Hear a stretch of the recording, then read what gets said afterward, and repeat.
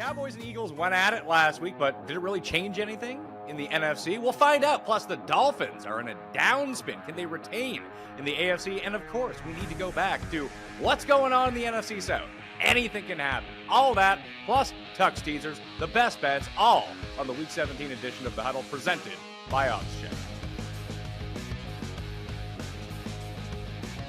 I'm Pat Mayo, joined as always by Pam Maldonado, Brian Matthews, and Ryan Tucker. And I want to jump into Week 17 by discussing what happened a little bit in Week 16, because we're going to see one of these teams on Thursday Night Football. That would be the Dallas Cowboys. They go back and forth with the Eagles in what was the best game of, I guess, Saturday leading up into Christmas. It was fantastic to sit down. Hey, Santa's coming tomorrow, and we got this great back and forth game we can pay attention to. Dallas comes out on top with the Eagles starting Gardner Minshew at quarterback. And you're thinking, oh, wait, here we go. Season split between the Eagles and Cowboys now. It's great momentum. Then you take a look at the odds, and all of a sudden the Eagles remain where they are. The 49ers go from plus 250 to plus 300, and the Cowboys were plus 450 to win the NFC after their win, plus 500. Ross, what's going on?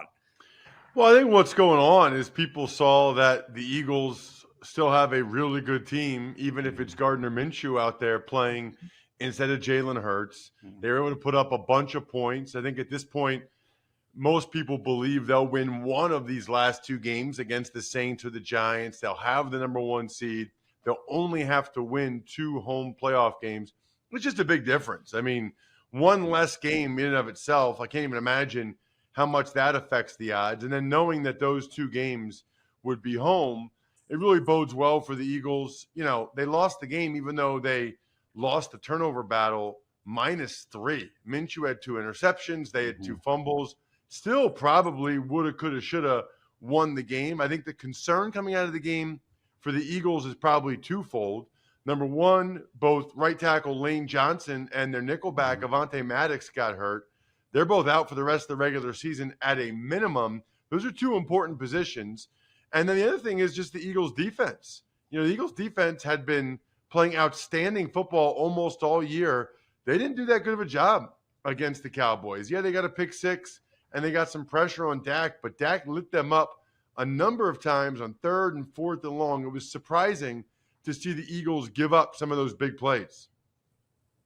I'm actually an opposite of that. You're talking about how the defense was exploited just a little bit. I'm going to say that it's kind of opposite, that it is that the Dallas offense is really, really good. Do you know how difficult it is to be a native Texan, to be in a household full of diehard Cowboys fans, and have to make the argument as to why Dak Prescott is indeed a good quarterback and fight about who is better, Dak or Tony Romo, and trying to convince the people that Cowboys offense is elite.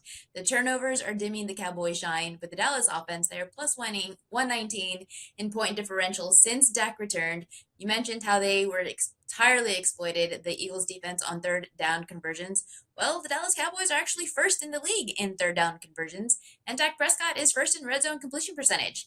If it wasn't for the turnovers, he would probably be getting a lot more respect. But this Cowboys offense is so good. So it was more of the Cowboys offense for me than, well, maybe the Eagles defense. I've been saying it all season. Just hasn't really played anybody. Finally got exposed. Look, I think the defense, you're talking about the defense being exposed. I think, and I said it last week, Gardner Minshew's a gamer. Lane Johnson is a huge loss for the Eagles, and I hope he can be back for the playoffs. If he's not, that's going to be trouble for them. But I like the Eagles. Look at that game. You go in with Gardner Minshew, a ton of unknowns. You get Dallas Goedert back, which is big, right? So that's big moving forward. And then, like Ross said, you probably should have come out with a victory there. And I think if you put Jalen Hurts in that game, and we can play the woulda, coulda, shoulda game, but if you have Jalen Hurts in that game, I think it's, you look at it and you say, yeah, he's probably not throwing those 2 interceptions. And I think it's a different story. So even them going out there with Minshew, they're a solid team. All they've got to do is kind of control what they control now to lock up a few home games in the playoffs. So I like the Eagles. I thought, they gave a lot of fight to Dallas, came in early, punched them in the mouth, and they showed that Minshew's, yes, he's a step down, but he's one of the better backups in the NFL, and he's got a great supporting cast. Let's talk about Thursday Night Football then, because Dallas is -10 against the Tennessee Titans, who haven't won since Week 11 at this point, yet still very firmly in the AFC playoff picture by virtue of everyone losing, but especially their division being absolutely terrible. Losing to the Texans, no small feat. It's only happened to one other team this season. So we're in a really interesting spot right now, Brian, where if the Titans really wanted to rest everyone in week 17, it really wouldn't matter if they won or lost. So how would that impact how you're playing the spread? Are you talking about the Titans here? Yeah. Look, we're talking about them winning a game against Dallas. With Malik Willis at quarterback, to me, I just don't see it. They're too one-dimensional. They already were one-dimensional with Tannehill at quarterback, and their offense is pretty tough to watch with Malik Willis. I don't think they get out of Dallas that week, and then we get into that. But yeah, there is the potential with some of these games where if an early loss happens, some guys will be, rested, and in that case, maybe the first half is the play, right? The first half money line or first half spread. It looks a little too easy to me. Dallas -10 and take the under on 41. Dallas can win this game in their sleep, and the Titans cannot score. Tennessee has scored on just 27% of their drives. That is the lowest rate in the league. Back-to-back games have scored no more than 14 points, and the Titans are facing the Jags next week, which holds mega importance. So this game is really irrelevant for the Titans, maybe just trying to find a groove here on their offense, but they're not going to do it against a Cowboys pass rush, against a Cowboys defense who's good at defending the run, or one of the better teams at defending the run. So Dallas Cowboys are pass. Yeah, I mean, listen, this game is meaningless for the Titans. Yeah. And you look at the injury report, I think he's going to sit a lot of those guys, he being Mike Vrabel. He realizes the game has no importance, really. I mean, I guess there's some wild card scenarios, but even if he played all his guys, it's very unlikely they'd be able to beat the Dallas Cowboys. Mm-hmm. I do think that's already baked into the number here, though, that the Titans are likely to sit a lot of their starters. I'll be curious to see who plays and who doesn't, but I certainly could not take Malik Willis and the Titans at this point in a game that's meaningless for them. Meanwhile, for the Cowboys, they need to keep winning for two reasons. Number one, keep the pressure on Philadelphia that maybe they can win the NFC East and maybe they can get the number one seed. But also, you got to be no worse than the 5 seed. You got to be the 5 seed if you're the Cowboys so that your first playoff game is at the NFC South champ, whether that's likely the Bucs or the Panthers. That's a good way for the Cowboys to finally win a playoff game. They don't often do it. They got a really good chance to do it this year because their first matchup will more than likely be against an NFC South also ran. And on the road, not in their home stadium where you can't see because of the sun. Ross, I wanted to ask you, is it out of the realm of possibility that the Titans are just scouring practice squads across the league right now and thinking, hey, are there like 2 quarterbacks that we can bring in for Thursday night and just give them a tryout to see if maybe they're better than Malik Willis and play them in week 18 instead? It's not a bad idea. No, I don't think so. Although I will say, I think the playing time for Malik Willis on Thursday night will be really interesting, right? Because you can't afford to get him hurt. You can't afford to have him be injured in this situation. So maybe they go with the backup now for this game and rest Malik Willis, although he clearly needs as many reps as possible to try to get a better comfort level in this offense.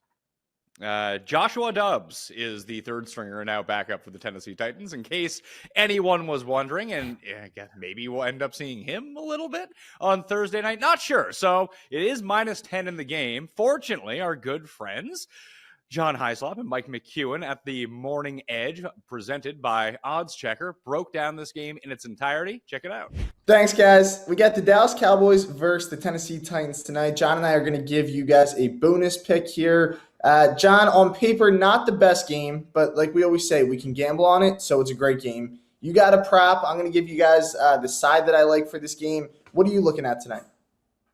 All right, so all is not lost with this game because, I mean, obviously, like you just said, we can gamble on it, but also, too, there's bowl games, too, that we can kind of mix in as well. So if we need to, we can always go that route. There's college basketball. There's NBA. Like, we're going to be okay, all right? This isn't like a bad September, you know what I'm saying, NFL Thursday night game. So there's that. But at the same time, in this game, CeeDee Lamb, Matt, 2 words. Is that 2 words or 3 words?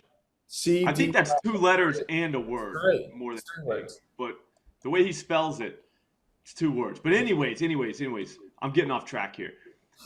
I need him over 70.5 receiving yards. I think he gets it.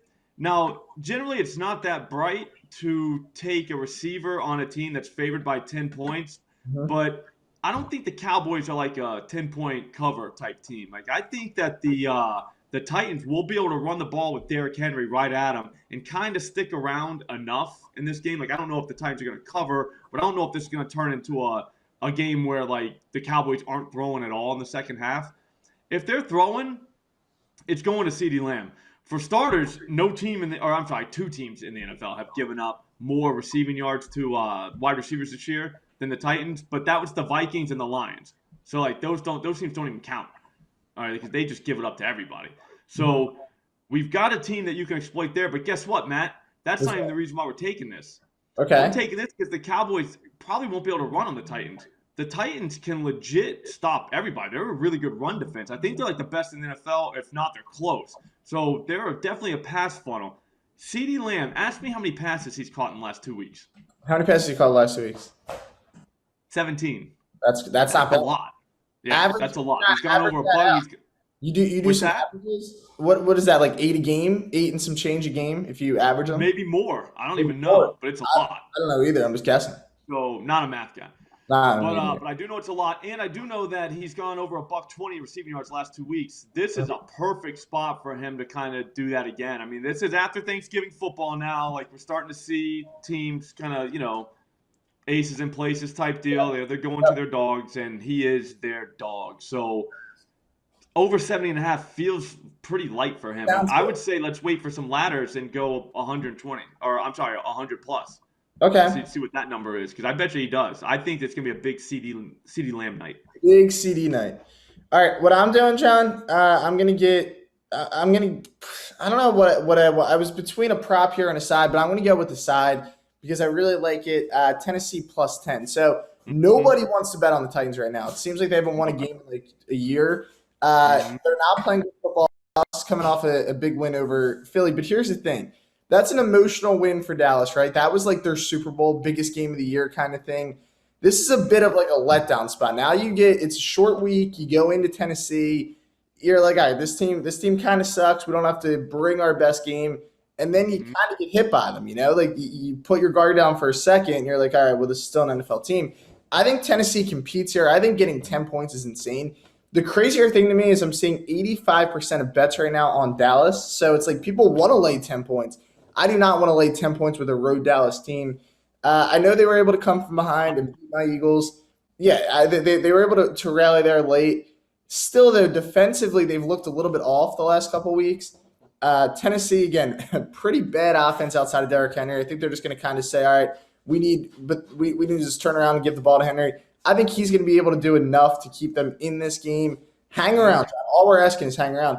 And even if they're getting blown out, guess what? That back door is going to be wide open the entire game. They're not going to win by like 50, right? So like they could be up.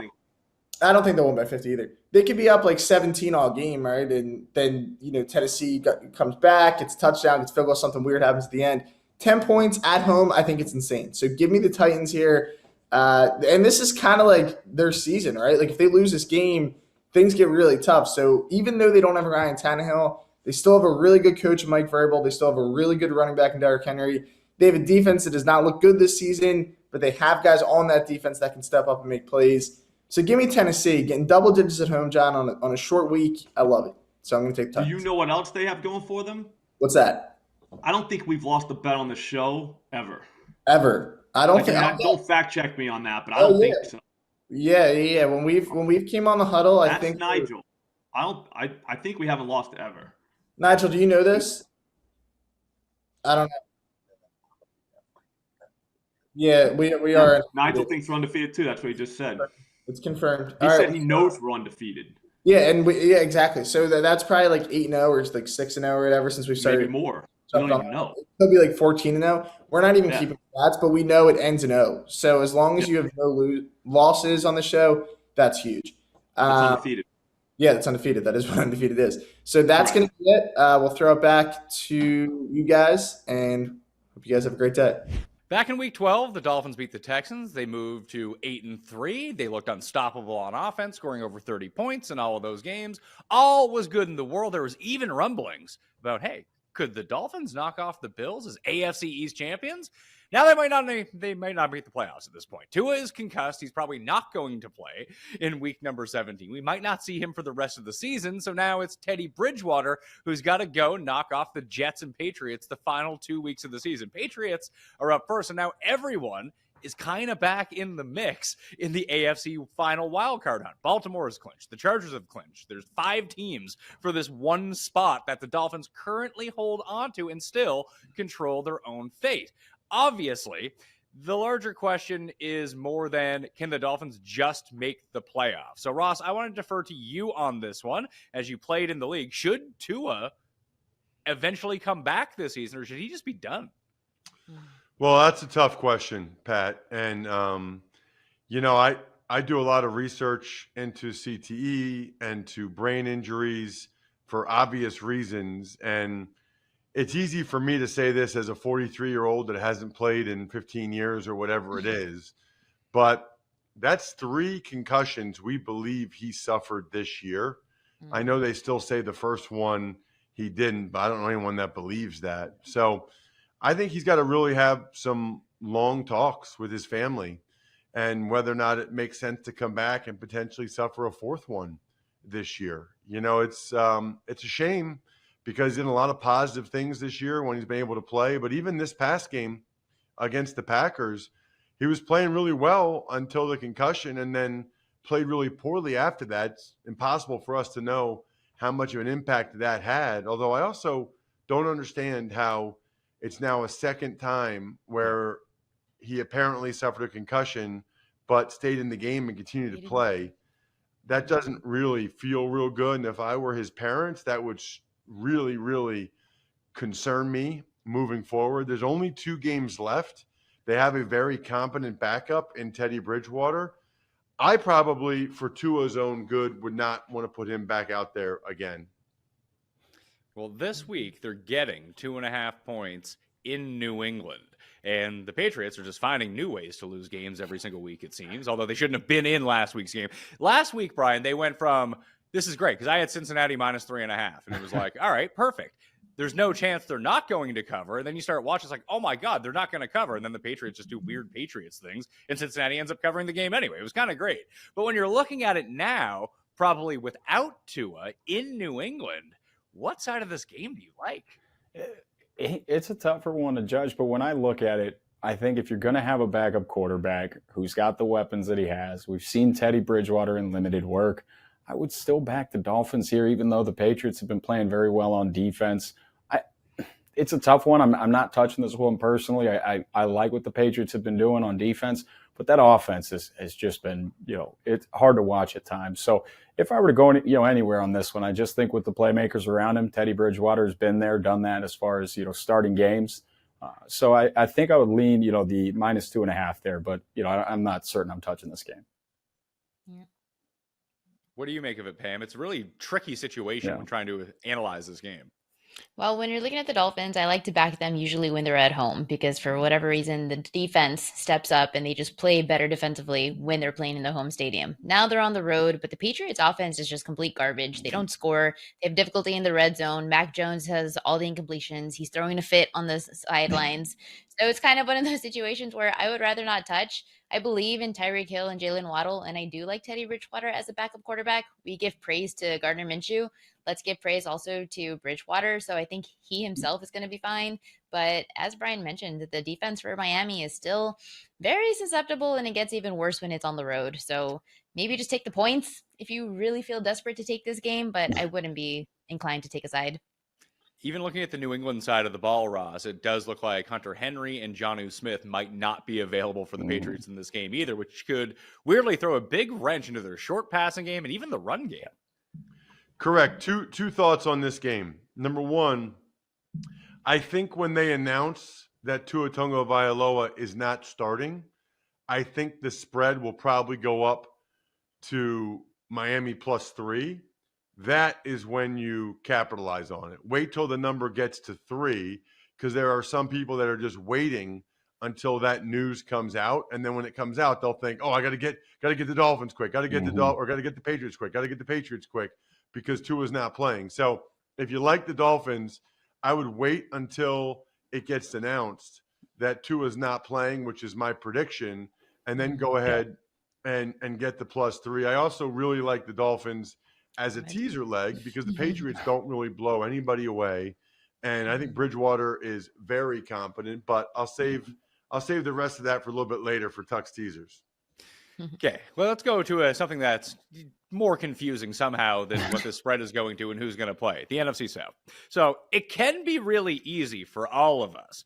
Buccaneers win, they're in, they win the division. Now, if the Panthers, the Sam Darnold, no turnover Sam Darnold led Panthers end up winning this game, my brain might get fried trying to figure out everything that goes into it, as all these teams will play each other in Week 18, so that's not that great. But right now, the Bucs are a field goal favorite over the Panthers, and the futures market sees them as a -450 favorite still to win this division. The Panthers are +330. The Saints are 18-1, getting themselves back into it by just a hair after beating the Cleveland Browns last week. And my poor Atlanta Falcons, thank God they clinched their over 4.5 win total, because I don't know if they're going to get another one the entire rest of the season. So, Pam, what do you make of this division? Is anyone frisky enough to take the Saints at 18-1?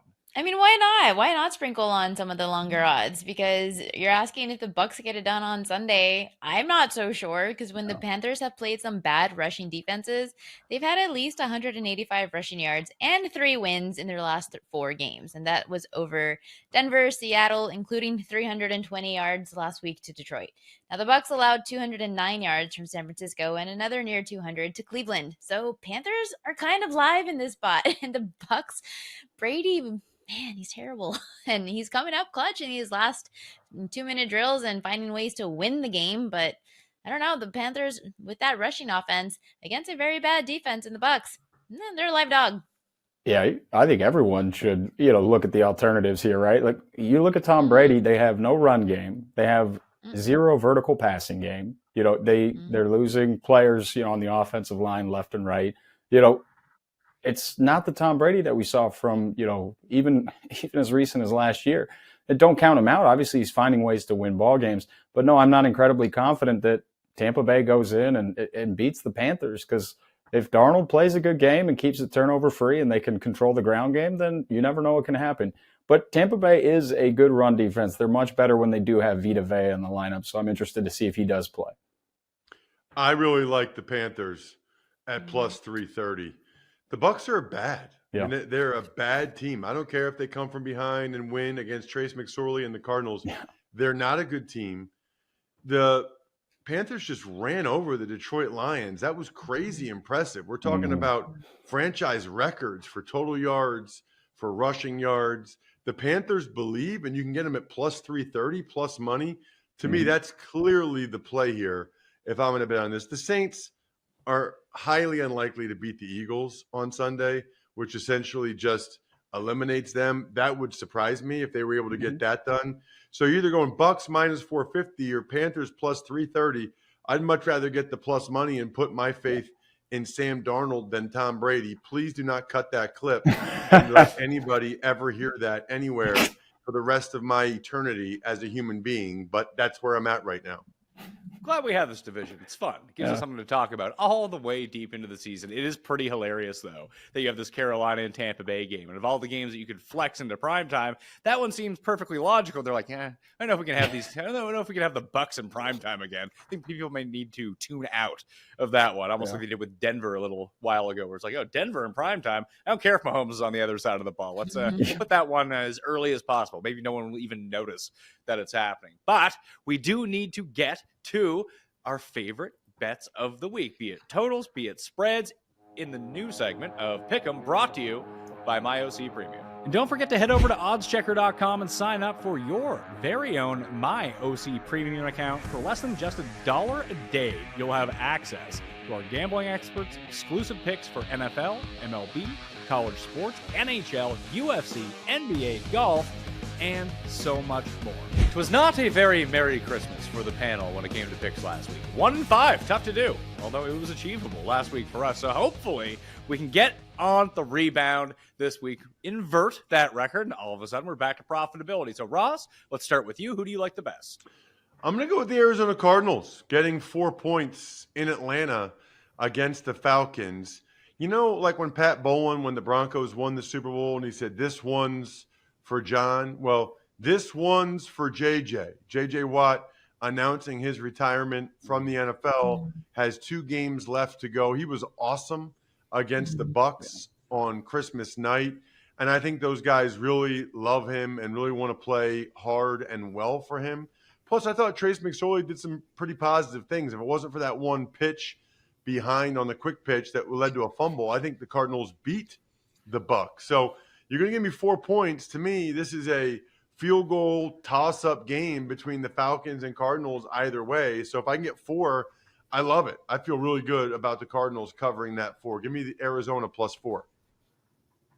Arizona +4 up first. Pam, what's your top selection? I've been really liking NFL totals. I think this late in the season, you just have like a better feel for what the teams are and aren't, and playoff implications really come into play here.